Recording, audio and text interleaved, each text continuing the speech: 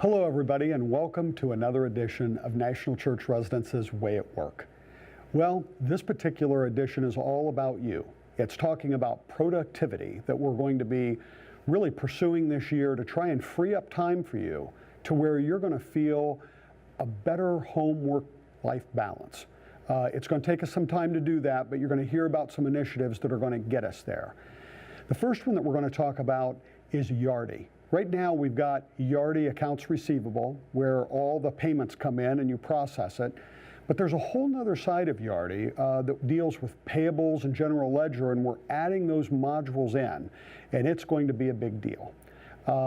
It's all about, again, trying to generate that productivity for you. In fact, you'll remember at the national conference, for anybody that was there, that we actually had the vice presidents, the regional vice presidents, stand up and talk about a few of the benefits. I'd like for you to just watch a few of them right now. Like if you have sister sites like at Hilltop or Ravines, or you share properties, you no longer have to enter an invoice for Hilltop 1 and for Hilltop 2. Or for Ravines 1 or Ravines 2, you can actually separate out those invoices by percentage allocations, which I thought was going to be a huge time saver.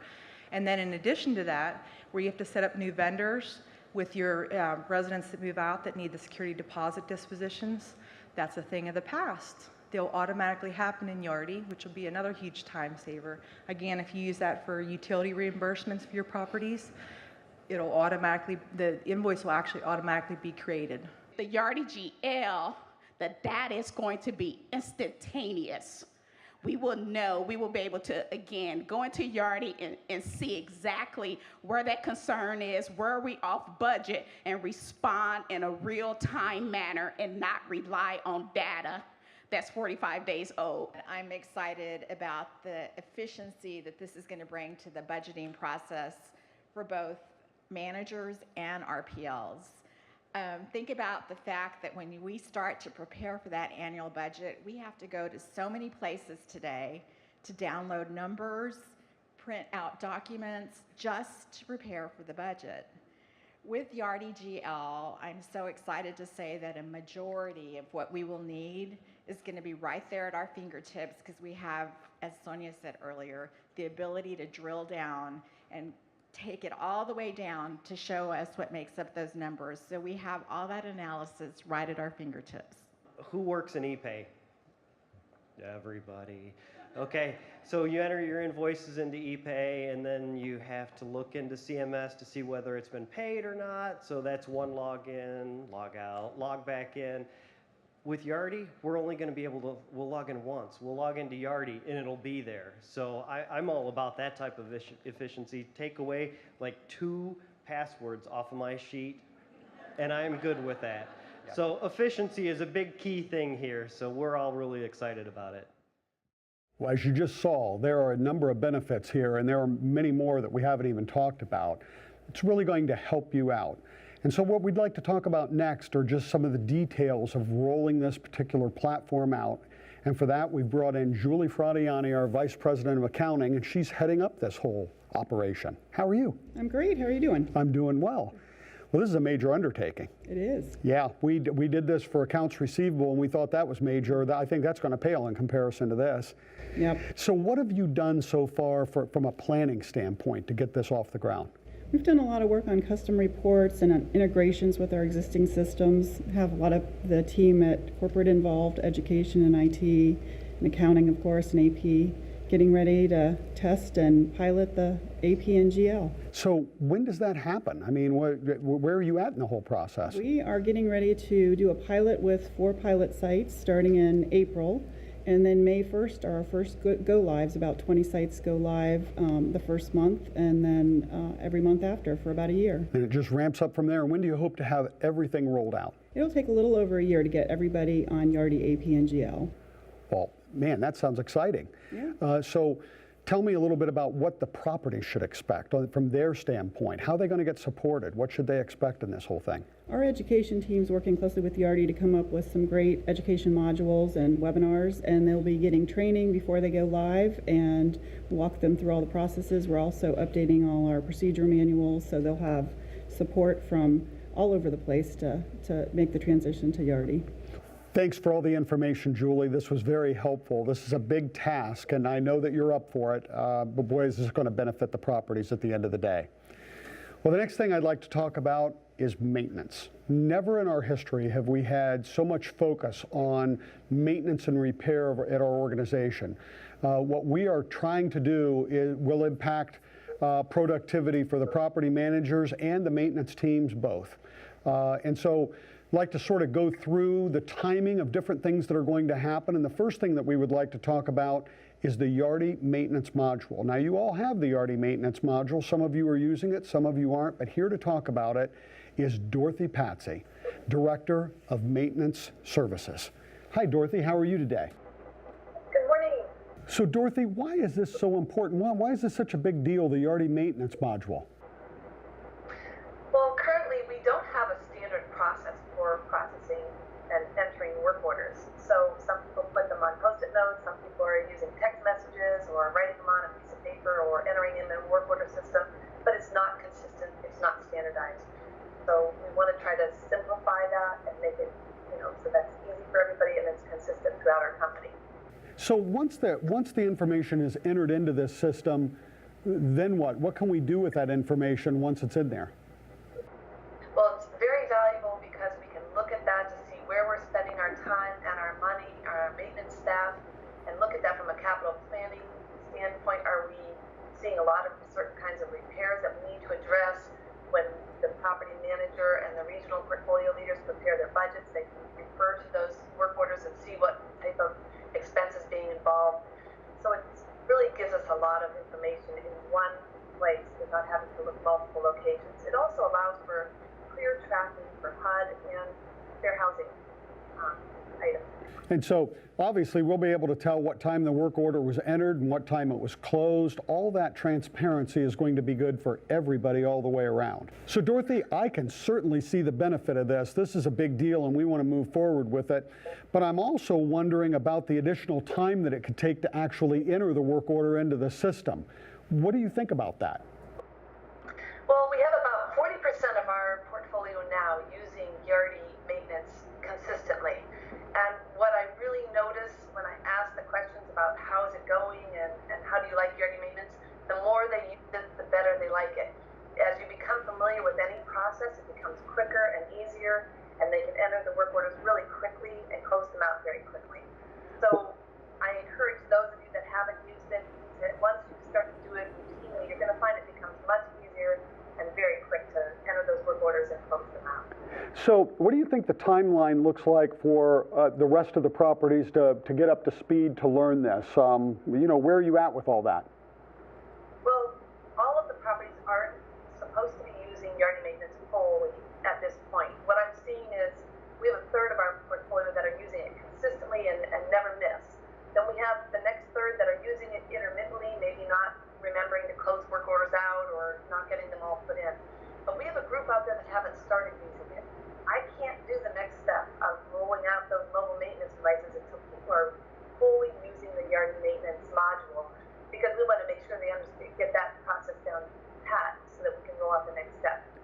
So it sounds like we really need some of the properties to help themselves. The more that you use the system, the easier it gets to where it's really becomes a non-issue. And as we go through this particular version of this video, you're going to find out that as you use Yardie maintenance module, it's going to lead to other benefits that far even outweigh the benefits that you're going to get from this. Is that true, Dorothy?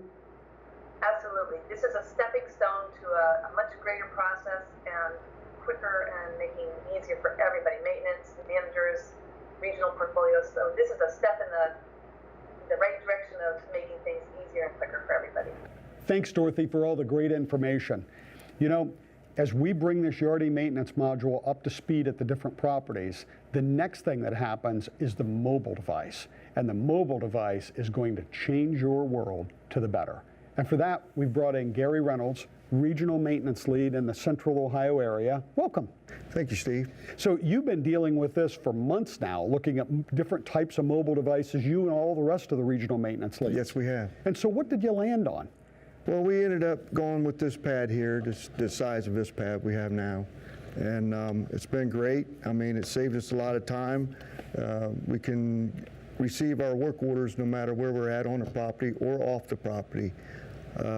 It saves from taking your work order on paper and going and doing your work order, then taking the paper back and turn it into the manager.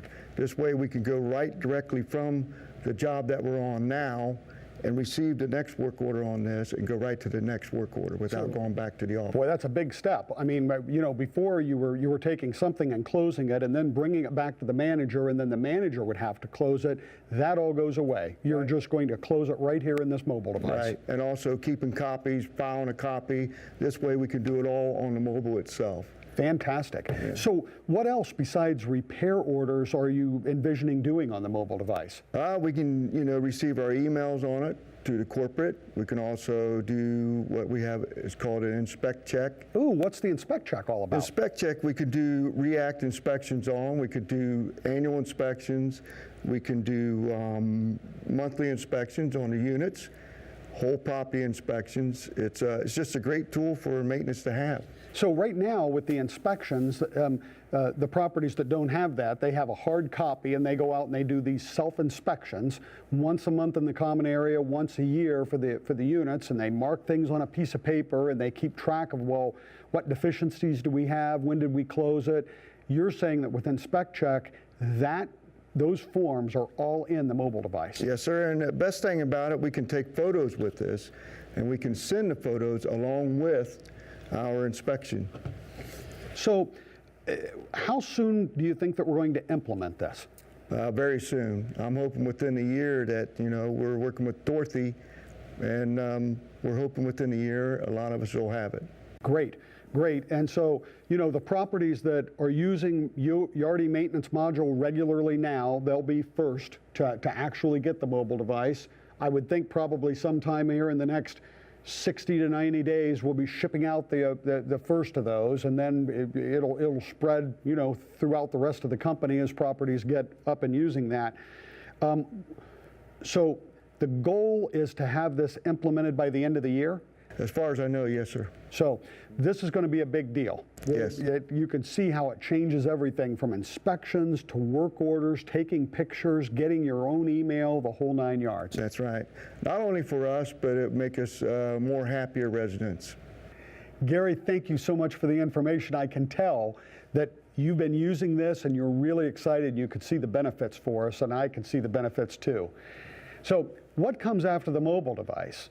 Well, the properties that are using the maintenance module, they get the mobile device. The properties that end up using both of them and make it part of your normal processes, the next step is a call center, 24/7, to where we're going to encourage our residents to call a toll-free number with their repairs. So instead of tracking down the maintenance person or calling up the property manager, the resident will be calling that number and telling them about their problems. And they will enter it 24/7, and as soon as they enter the information, it shows up on the mobile device. So this is a big deal. It's going to change the world for the properties. It's going to free up time, and that's really what we're after here.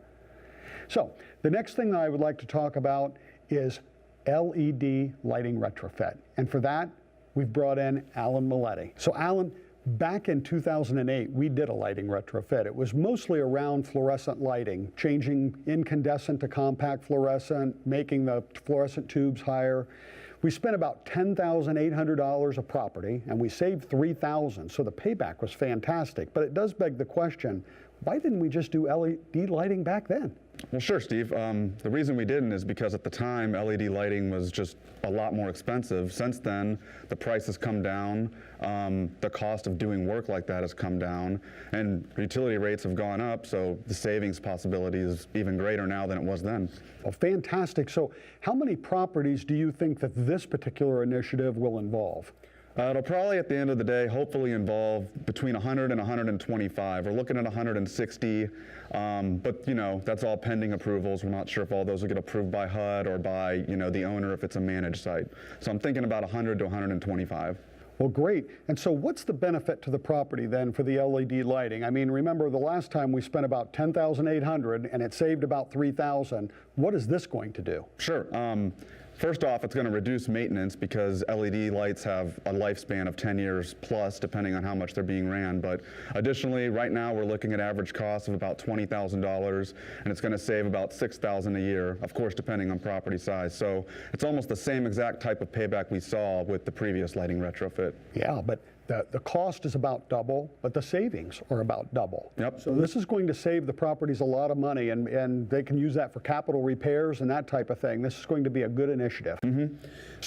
So tell me, what's required of the property staff? I mean, this sounds like it's going to be some approvals needed. What have you done for that to help them? So we've tried to make it as hands-off for you as the property as we could. So we went out, we did an RFP, we bid out all the work on per unit pricing, and then we've really put together a proposal that you can just print out and lay a 9250 on for approval. And then we're all keeping track of that here. Kristen Silva in AP Reserves keeps track of that for me and lets me know once things have been approved.